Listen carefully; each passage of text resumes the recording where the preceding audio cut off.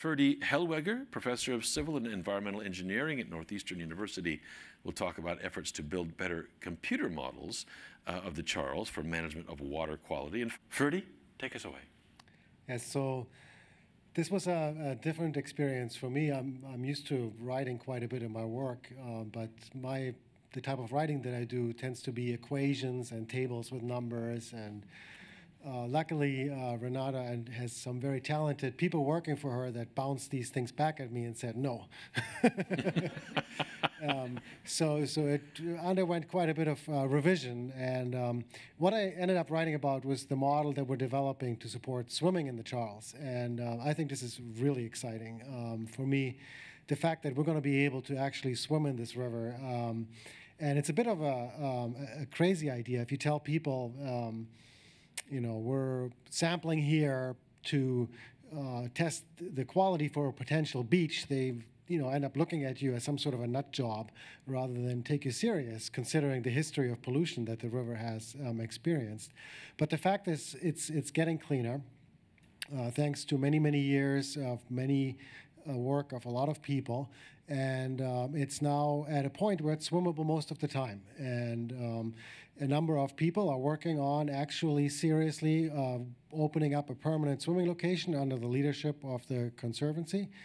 And so that's good news. The not so good news is that it's not swimmable 100% of the time. So, and that's something we're going to have to live with.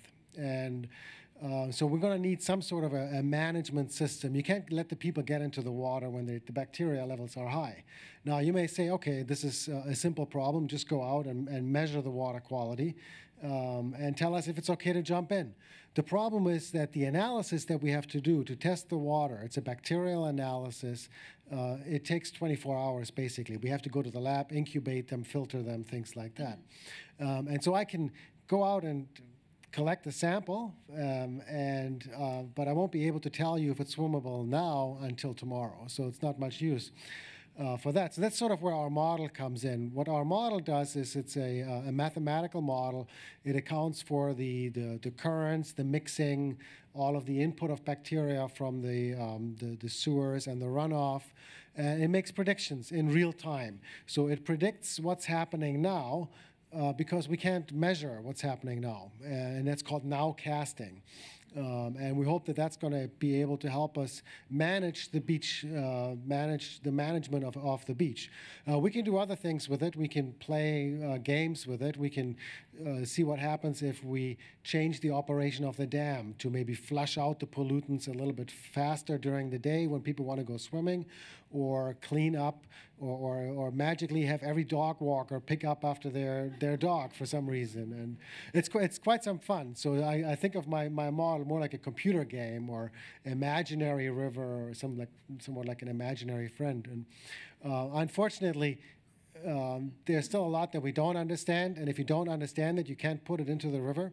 And so many times when we make a prediction, we may go out and we may see that there's some sort of a bloom going on right now, and we just really don't have any clue of why. So there's a lot of research that we still need to do. So I was thinking, I think my idea is going to be resonating sort of with the Google Street View type of a theme, is that it's more along the line of cyberspace and understanding, and it has to do with the model that we're developing. And the idea is that we can have high-resolution maps and forecasts of water quality available every day and every minute for everybody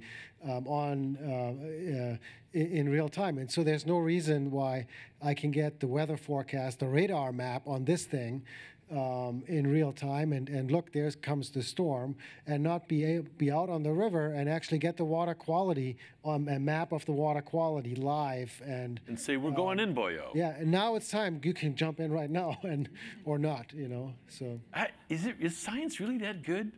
You're not going to jump into a pot of, we'll be swearing at you, or not?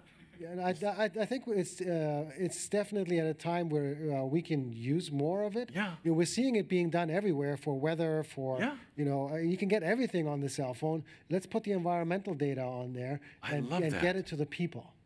It's fantastic. Maybe up next to the Citgo sign, you could have a map of the river with green spots for where you can I don't know. Yeah, absolutely. Yes, bravo. And Megan, one from you.